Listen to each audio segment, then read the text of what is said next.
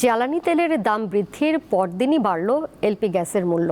এখন 12 কেজি সিলিন্ডারের জন্য অতিরিক্ত 212 টাকা গুনতে হবে। ফলে প্রতিটি সিলিন্ডারের মূল্য দাঁড়ালো 1940 টাকা। গত 2 এপ্রিল ভোক্তা পর্যায়ে এলপিজি দাম সমন্বয় করেছিল Bangladesh energy regulatory commission বিআইআরসি।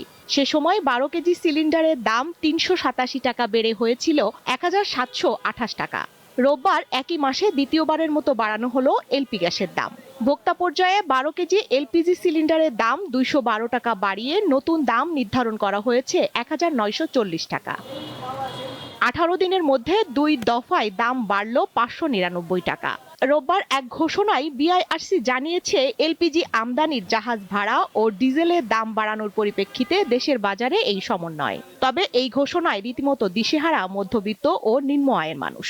Gas ছিল 900 টাকা, এখন সেই গ্যাস আসতে আসতে 1400 থেকে এখন যদি 2000 টাকা হয় 12 কেজি সিলিন্ডার, তাহলে আমরা কিভাবে গ্যাস ব্যবহার করব? এটা তো ক্রমে বাড়তে আছে। এখন মনে করেন মধ্যবিত্ত যারা, তাদের অবস্থা খুবই খারাপ হইতে আছে। এই যে মনে করেন গ্যাসের দাম, মনে করেন এক কাপ চা বেচলে মনে করেন লাভ হয় না, মনে হয় 2 টাকা।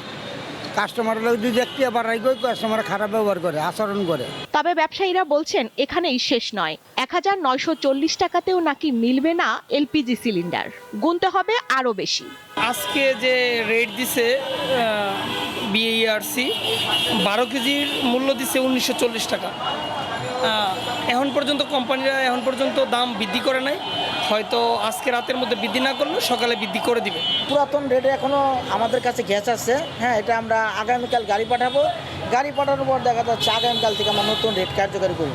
এখন 12 কেজি আসবে 1940 টাকা, 35 আসবে 5658 টাকা, আর 45 কেজি আসবে 7275 টাকা। এরকম করাতে আমাদের কাস্টমারও চলে যাচ্ছে। বিকল্প যেটা ইলেকট্রিক চুলা, আরো বিভিন্ন ধরনের অনেকের ঘরে দেখলাম আমরা গ্যাস যেখানে দিতাম ওইখানে মাটির চুলা এখানে ইউজ করতেছে। সাধারণ ভোক্তারা বলছেন বাজার তদারকি জোরদার করা না গেলে সরকার নির্ধারিত দামেও এলপিজি সিলিন্ডার কেনা সম্ভব হবে না।